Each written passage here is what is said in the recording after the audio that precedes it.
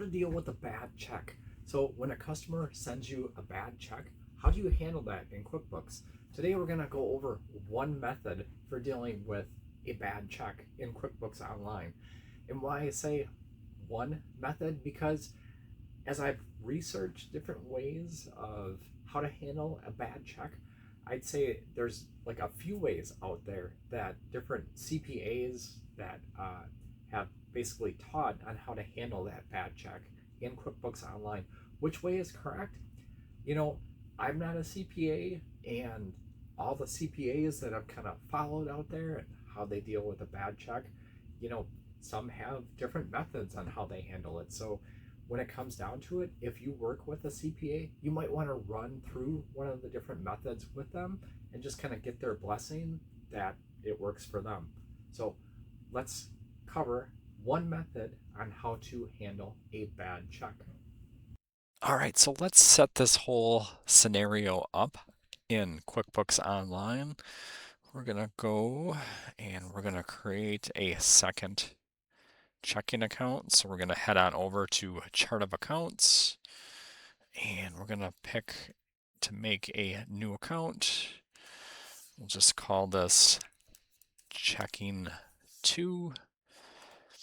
It'll be a bank account, cash on hand.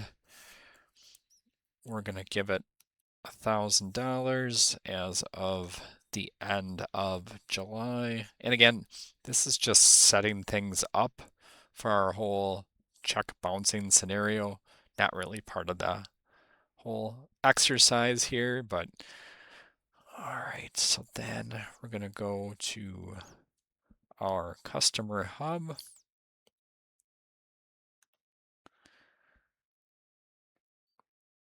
All right, so you can just imagine Craig, the business owner.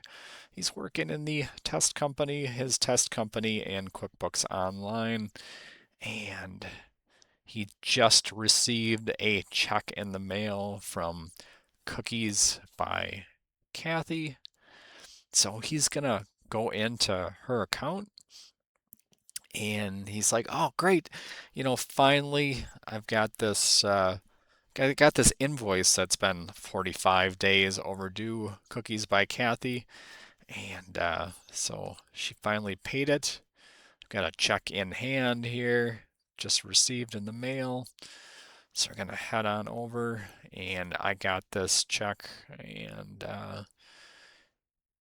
we're gonna record it as the 1st of August. It was check 101, and it came in as a check. And we're going to say that we put this directly into our checking to account. And we're going to click record and close on that. All right, so now we can see that this invoice from, or to rather, Cookies by Kathy, it's been paid. Uh, the It's all been closed. These two transactions are linked. We can go back into our account and see that. So back to our checking account 2.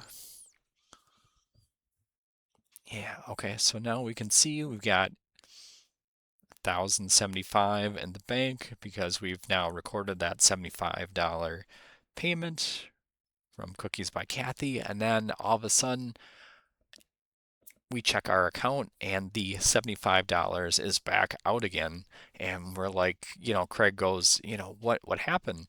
And he finds out that this check has been bounced. Well, for a lot of people, some people do it manually where they record their transactions out of their account manually, and some will have it connected to the bank where the transactions will come in automatically. So we're obviously recording this manually, and we're going to say that we've got this expense now, and we have to link it back to the Cookies by Kathy account. We have to link it to the same customer that paid us with the bad check.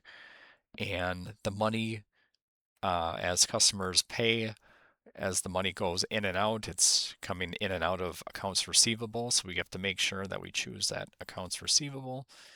And the payment is for $75. And we're going to save that. All right. And then we're going to go back to our customers, back to the Cookies by Kathy. And now we're going to click back into this payment because again, this invoice is linked with this payment. We have to change that because we want to show that the invoice is not really paid anymore because it got paid with a bad check. And so instead of linking it with the invoice, we're going to link that payment with this new expense that we recorded. And we get this warning or error message that pops up because before the two transactions were linked, the invoice was linked with the payment with the bad check, and now we're changing that. We're going to say yes to that. And now when we look back, we've got the bad check linked with the payment that came out of our Craig's account, rather, in our story. And we've got this open $75 invoice once again. So that's what our goal was, because we want to retain the aging of that invoice because we don't want to change the fact that it's 45 days overdue and 45 days and counting. So wouldn't hurt to resend an invoice to Cookies by Kathy and probably send them an invoice for the bank charge that we got.